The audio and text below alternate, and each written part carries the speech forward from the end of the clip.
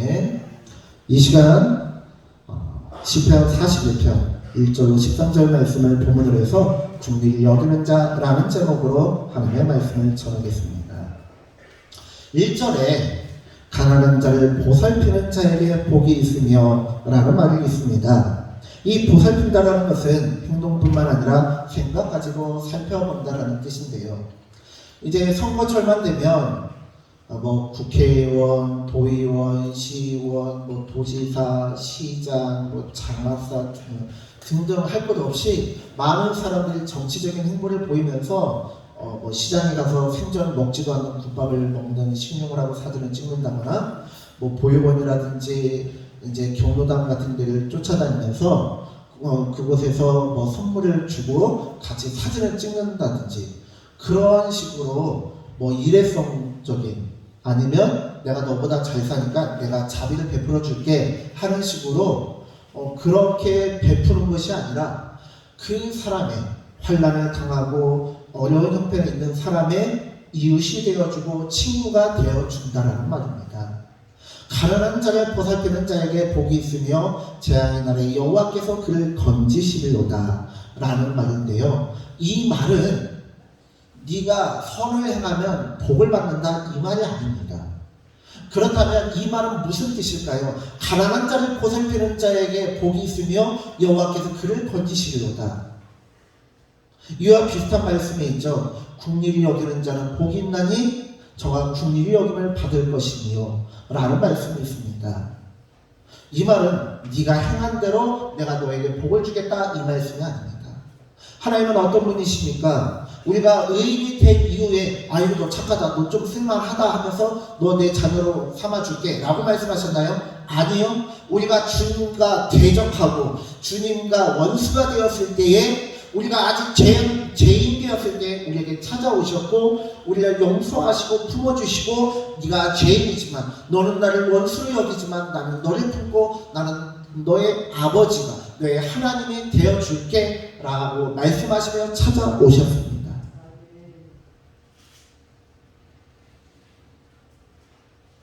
오늘 본문에서 말하고 있는 말은 무엇입니까?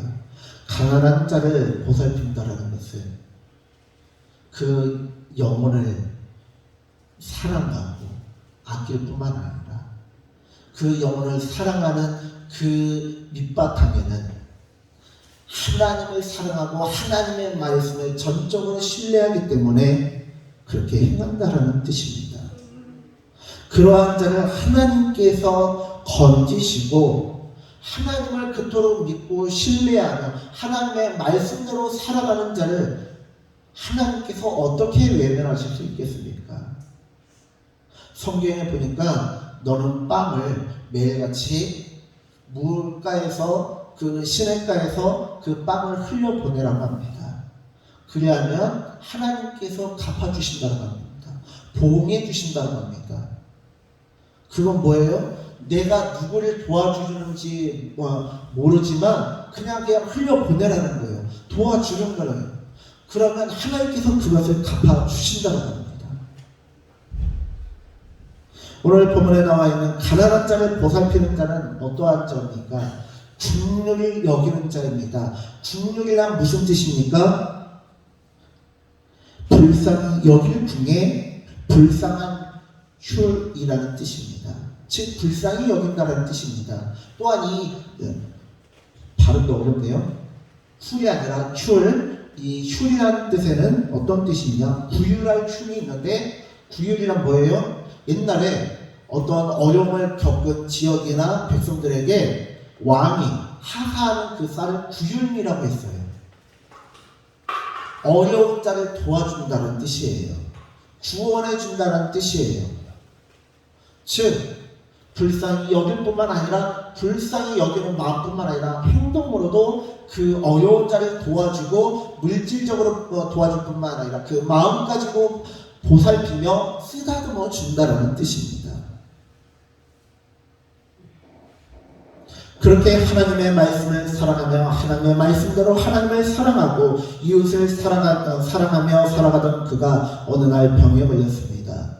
사전의 말씀을 보니까 3절의 말씀, 그가 그를 병상에서 붙드시고 그가 누워있을 때마다 그의 병을 고쳐주시나이다. 뿐만 아니라 4절의 말씀을 보니까 내가 말하기를 여호와여 내게 은혜를 베푸소서 내가 주께 범죄하였사오니 나를 고치소서 하였나이다. 이 사람은 하나님의 말씀으로 살아갈 뿐만 아니라 하나님의 말씀을 실천하며 살아가는데, 그렇기 때문에 더 자신있게 하나님 도와주소서라고 얘기를 하는데, 그럼에도 불구하고 자신의 삶을 되돌아보니까 더 부족하고 연약한 것들 투성이라 하나님 나의 죄를 용서해 주소서라고 얘기를 하는 거예요. 세계 2차 대전 당시 독일 나치군은 유대인들을 학살했습니다. 그것을 홀로코스트라고 하는데요. 그 와중에 수많은 사람들이 자신의 재산을 가지고 자신의 생명을 걸고 학살당하는 유대인들을 구해준 사람들이 있습니다. 그 중에 한 사람이 신들러라는 사람인데요. 이 사람은요, 처음에는 정말 돈에 미친 수정노였습니다. 돈을 벌기 위해서는 정말 인정사정 없이 살아가던 냉철한 사업가였습니다. 그런데 어느 순간 그 가운데 하나님의 마음이, 사랑이 자리 잡고 나니까요, 유대인들이 불쌍해지고요, 그 유대인들을 독일 나치군 장군들에게 뇌물을 주면서 그 유대인들을 구출하기 위해서 공장을 운영해요. 그러면서 장교들에게 이 뇌물을 주면서 어차피 죽일 저 바퀴벌레 같은 이 유대인들을 나에게 헐값에 넘겨달라고, 그렇다면 나는 저 바퀴벌레 같고 이 독일에 한점 이로움을 주지 못하는 저 유대인들을 통해서 내가 이 물건을 생산하고 장사하고 사업을 해서 이 나치에게 큰 도움을 주고 기부를 하겠다. 그러니까 저 바퀴벌레 같은 유대인들을 나에게 팔아라. 그렇게 해서 거래를 해서 그런 명목을 가지고 유대인들을 1명, 2명 데리고 오는데요. 상식적으로 생각했을 때 건장한 젊은 남자를 데려오는 게 이익이잖아요. 그런데 생명을 구하는 것이 목적이었기 때문에 건장한 사내, 또한 기술 있는 사람을 건져오기보다는 취약계층, 즉 여자라든지 아이들을, 노인들을 먼저 데리고 왔어요. 그렇게 해서 세계 2차 대전이 끝날 무렵에 그가 운영하던 그 사업체에 수백 명, 거의 1000명의 해야 되는 사람들을 구출했는데요. 세계 2차 대전이 끝나고 나서 그가 뭐라고 말하는지 아세요? 자신이 생명을 구원해준 그 유대인들 앞에서 눈물을 펑펑 흘리면서 미안하다고 얘기해요. 왜? 자신이 타고 다니던 저 승용차가 뭐라고, 저 승용차를 팔았으면 유대인들 10명은, 4명은, 최소한 4명 이상은 더 구출할 수 있었을 텐데 그러지 못해서 죄송합니다. 이 금배지, 나치당이 나에게 달아준, 공로를 인정해서 달아준 이 배지를 내가 팔았다면 2명의 유대인을 더 구출할 수 있었을 텐데 그러지 못해서 미안합니다. 나에게 있는 이 금리빨을 팔았더라면 1명의 사람이라도 더 구출할 수 있었을 텐데 그러지 못해서 미안합니다. 전쟁이 이렇게 빨리 끝날 줄 알았으면 내가 가진 모든 것을 더 내놓고서라도 당신들의 동포를 구출했을 텐데 그러지 못해서 미안합니다 하면서 펑펑 눈물을 흘리면서 사죄를 하고 있더라는 거예요. 자신의 모든 것을 내어놓고 자신의 모든 것을 포기하면서까지 유대인을 구출하고 구원했던 그 신들러가 1명의 사람을 더 구원하지 못해서, 더 구출하지 못해서 눈물을 흘리며 사죄하더라는 거예요. 그것이 하나님께서 우리에게 주시는 마음이고, 그것이 바로 오는 시편 41편의 이 시인이 하나님 앞에 회개하는 것입니다. 회개는 어떤 사람이 하는 줄 아세요? 죄가 많은 사람이 할까요? 아니요. 정결한 사람일수록 자신의 특별과 같은 죄까지도 발견하고 회개하고 낮아지는 것입니다.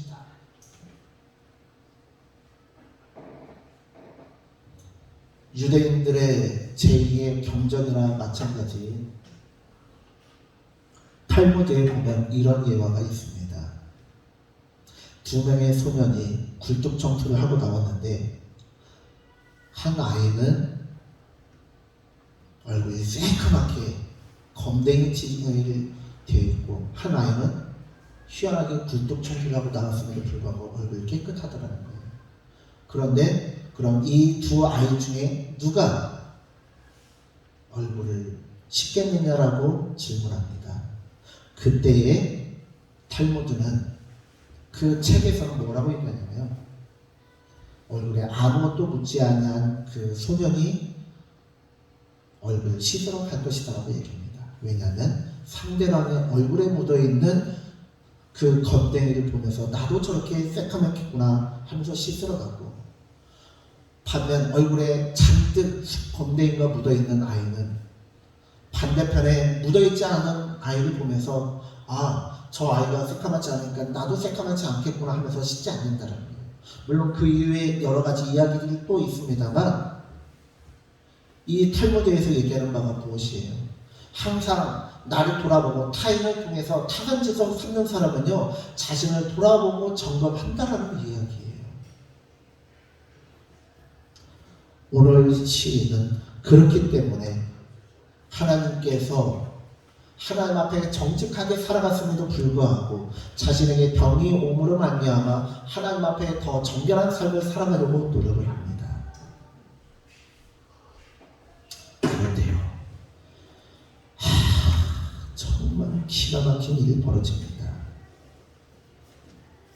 5절 말씀을 보니까 나의 원수가 내게 대하여 악담하기를 그가 어느 때에나 죽고 그의 이름이 언제나 없어질까 하며 라고 얘기하는데요. 원수가 저 자식 언제 죽고 할 뿐만 아니라 이름이 없어진다는 건 뭐냐? 대가 끊어진다는 거예요. 대가 끊어지는 그 악독한 저주와 그러한 말을 내뱉는다는 거예요. 그런데 원수는 그럴 수 있다고 쳐요.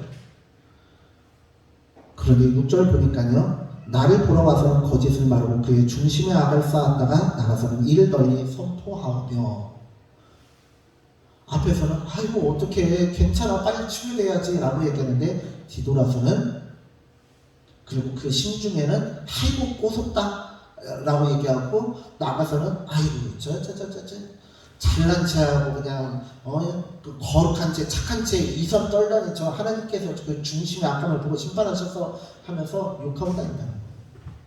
뒷담화를 하고 뒤통수를 친다라는 얘기입니다. 뿐만 아니라 9절의 말씀을 보니까 내가 신뢰하여 내 떡을 나눠 먹던 나의 가까운 친구도 나를 대적하여 그의 발꿈치를 들었나이다. 그뿐만 아니라 내가 가장 신뢰하는 그 사람이 나를 배신하였다 이 말입니다.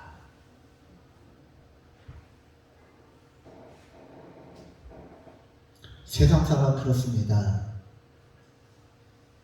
기쁜 일을 나누면요 함께 기뻐하는 게 아니라 배합하고 질투를 하고요, 나의 약점을 나누고 나의 슬픔을 나누었더니 슬픔이 절반이 되는 게 아니라 나의 슬픔을, 나의 약점을 물고 늘어지는 게, 물어뜯는 것이 세상이에요. 기쁨을 나누었더니 교만해졌다고, 사람이 바뀌었다라고 헐뜯는 게 세상입니다.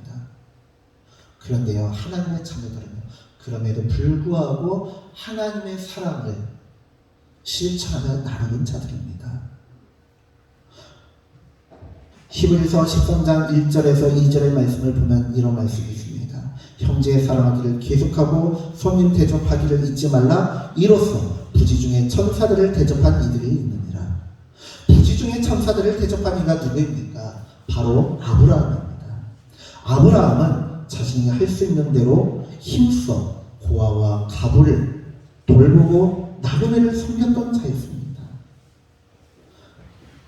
그러나 아브라함의 후손이었던 부자는 지옥에 가고 거지 나사로는 천국에 갔습니다. 왜 그럴까요? 보통 유대인들이 생각할 때 사람들이 복을 받아서 큰 부자가 되고 거지는 하나님의 복을 받지 못했다라고 생각을 하는데 그 생각을 완전히 뒤집어 엎은 거예요. 오히려 하나님께 복을 받지 못하고 사랑을 받지 못했다라고 생각했던 거지 나사로는 하나님 품 안에 거하고 천국에 거하고요. 복을 받았다라고 생각했던 그 부자는 이름조차 거명이 되지 않습니다.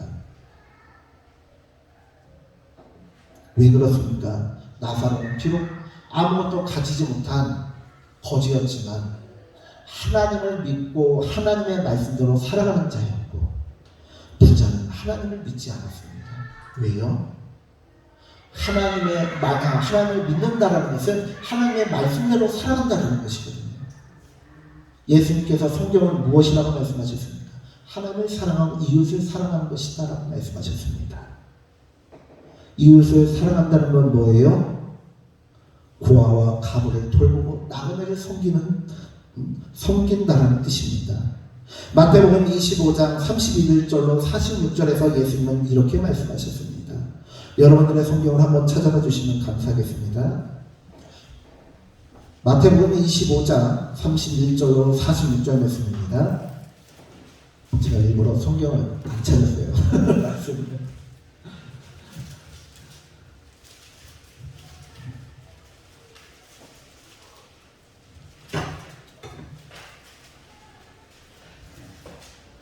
마태복음 25장 31절로 46절 말씀입니다.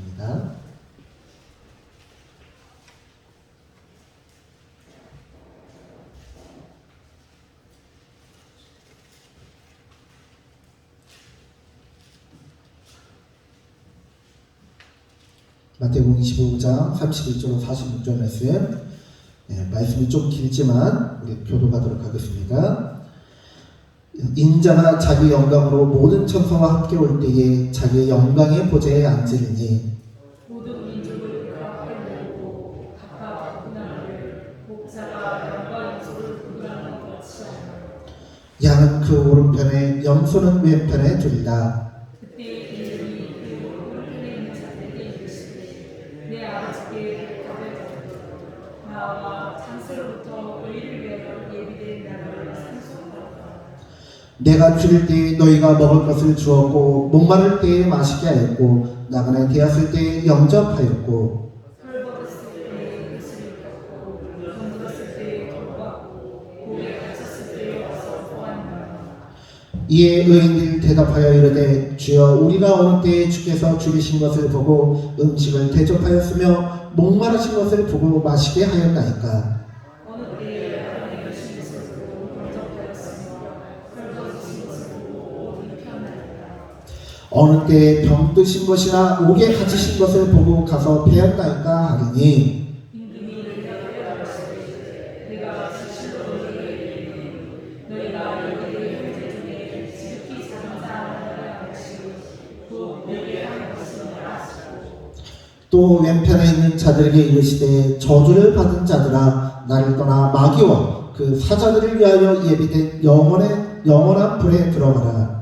내가 죽을 때 너희가 먹을 것을 주지 아니하고 목마를 때에 마시게 하지 아니하고 나그네 되었을 때에 영접하지 아니하였고 헐벗었을 때에 옷 입히지 아니하였고 병들었을 때와 옥에 갇혔을 때에 돌보지 아니하였느니라 하시니 그들로 대답하여 말하되 주여 우리가 어느 때에 주께서 주신 것이나 목마르신 것이나 나그네 되신 것이나 헐벗으신 것이나 병드신 것이나 목에 갇히신 것을 보고 방향하지 아니하였다.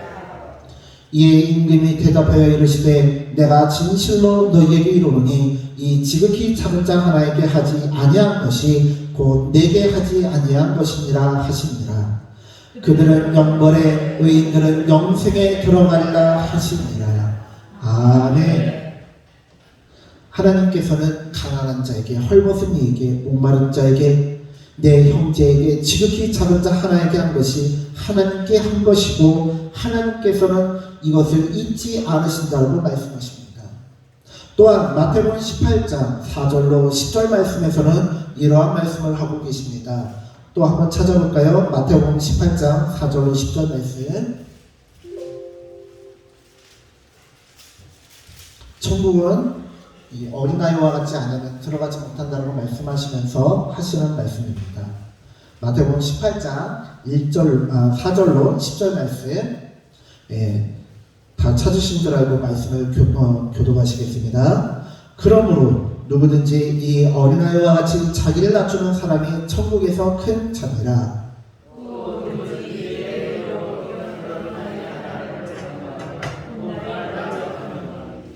누구든지 나를 믿는 이 작은 자 중 하나를 실족하게 하면 차라리 연자 맷돌이 그 목에 달려서 깊은 바다에 빠뜨려지는 것이 나으니라.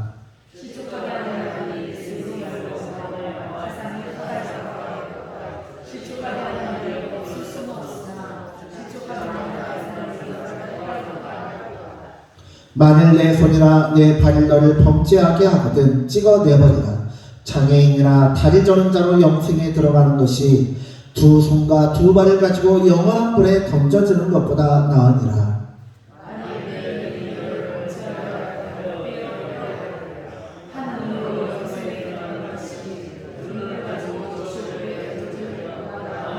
다 같이 삼가 이 작은 자 중에 하나도 없이 여기지 말라. 너희에게 말하노니 그들의 천사들이 하늘에 계신 내 아버지의 얼굴을 항상 배우느니라. 아멘.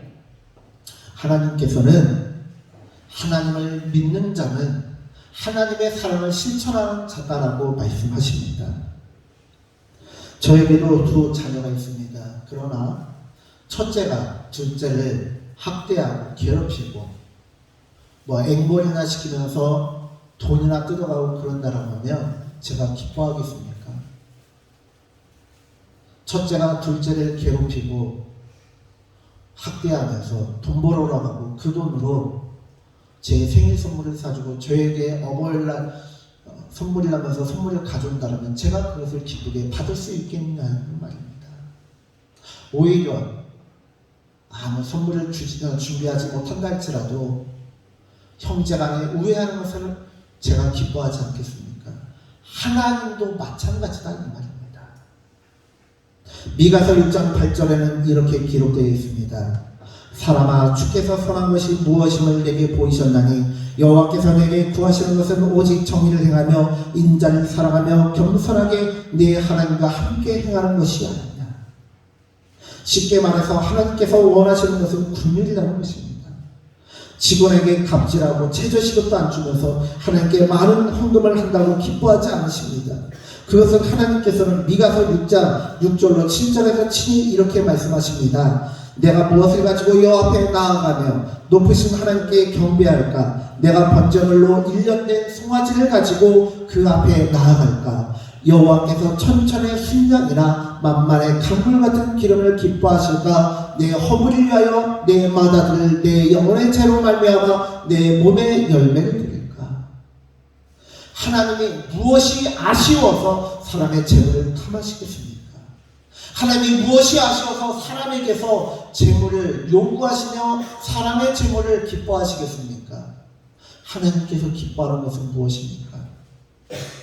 사울왕에게 사무엘 선지자가 외쳤던 것처럼 하나님의 말씀을 청정하며 순종하는 것을 더 기뻐하십니다. 하나님의 말씀을 청정하며 순종하는 것은 무엇입니까? 하나님의 말씀대로 살아가는 것이 하나님의 말씀을 청정하는 것이요 하나님의 말씀에 순종하는 것입니다. 그렇기 때문에 거지 나사로는 천국에 갔고 부자는 그 이름조차 호명되지 못하고 지옥불에 빠졌던 것입니다.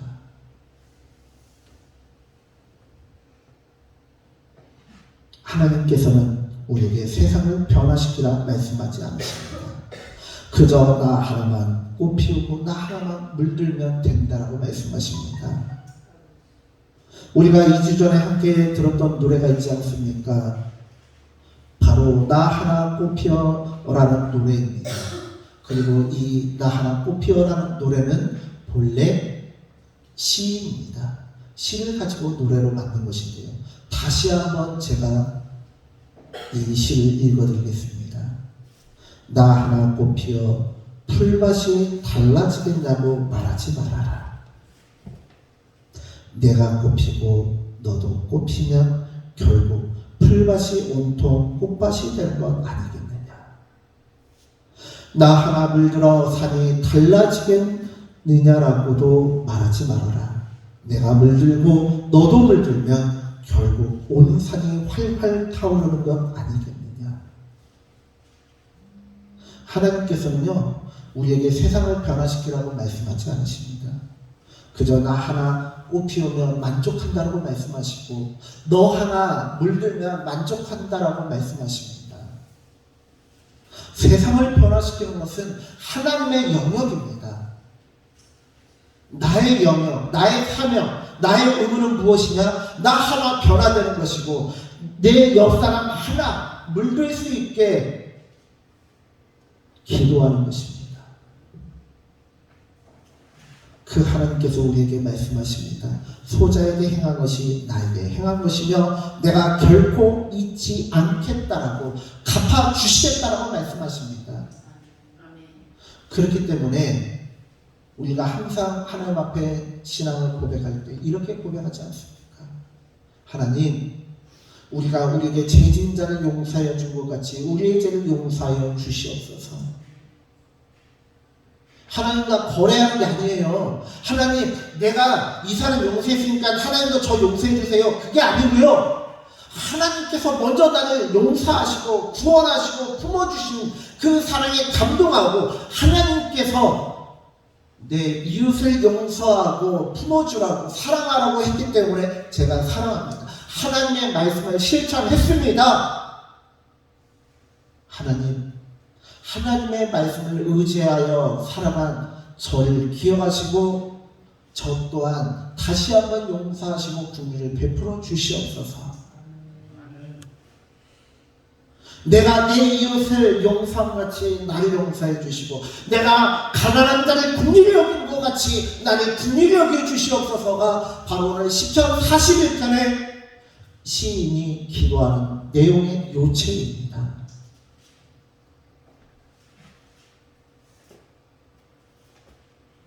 오늘 시편 41편의 말씀을 보니까 나는 이웃에게 사랑을 베풀었건만 오히려 저 사람은 내 뒤통수를 치고 나를 배신한다고 합니다. 그게 세상이고 그게 당연한 하나님을 떠난 죄인된 세상에 죄를 가득한 세상의 당연한 모습이에요. 그걸로 인하여 상처받거나 낙담하지 말라고 합니다. 내가 너에게 사랑을 줬으니까 너도 당연히 나에게 사랑을 줘야지라며 사랑을 요구하지 말라고 하십니다. 그건 당연한 거다라고 말씀하세요. 그러나 우리는 세상은 그리할지라도 우리는 어떻게 살아가야 되느냐? 마태복음 12장 15절의 말씀을 보니까 즐거워하는 자들과 함께 즐거워하고 우는 자들과 함께 울라라고 말씀하십니다. 세상은 기쁨을 나눌 때 오히려 배 아파하고 슬픔을 나누었더니 약점이 되는 세상이지만 하나님의 사람들은 기쁨을 나눌 때 두 배로 만들고 슬픔을 나눌 때 절반으로 나누어 가지는 자가 바로 하나님의 사람이고 그러한 자를 하나님께서 외면치 않으시고 그러한 자에게 하나님께서 마음껏 하늘의 복과 땅의 복으로 갚아 주신다라고 말씀하십니다. 그렇게 시편 41편에 처음은 이렇게 시작합니다. 가난한 자를 보살피는 자에게 복이 있으며 재앙의 날에 여호와께서 그를 건지시리로다.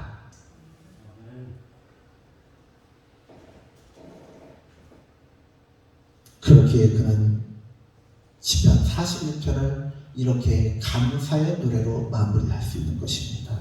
시편 41편 11절로 13절 말씀. 내 원수가 나를 이기지 못하오니 주께서 나를 기뻐하시는 줄을 내가 알았나이다. 주께서 나를 온전한 중에 붙드시고 영원히 주 앞에 세우시나이다. 이스라엘의 하나님 여호와를 영원부터 영원까지 송축할지로다. 아멘. 아멘. 아멘. 긍휼히 여기는 자를 긍휼히 여기시는 하나님을 믿는 자는 결국 하나님을 사랑하고 이웃을 사랑하고 이 세상을 사랑할 수밖에 없습니다. 그 사랑이 보답받지 못한다 할지라도, 오히려 은혜를 원수로 갚는다 할지라도 그 사랑 베푸는 것을, 나누는 것을 주저하지 않는다는 겁니다. 왜요? 하나님께서 그 사랑을 갚아주실 것을 알기 때문에, 하나님께서 나의 행함을 외면치 않으실 것을 믿기 때문에 그렇습니다. 사랑의 하나님의 자녀답게 사랑을 품고 나눔으로 하나님의 사랑을 마음껏 누리시는 저와 우리 모든 성도님들 되시기를 간절히 축원합니다. 기도하겠습니다. 하나님, 우리가 오늘 시편 46편을 통해서 하나님의 말씀을 살펴보았습니다.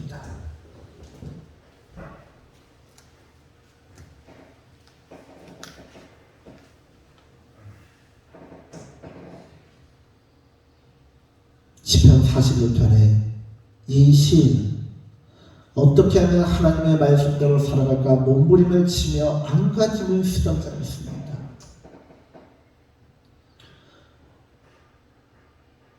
가난한 자의 이웃이 되어주고 친구가 되어주고 선한 사마리안 같이 원수조차도 품어줬건만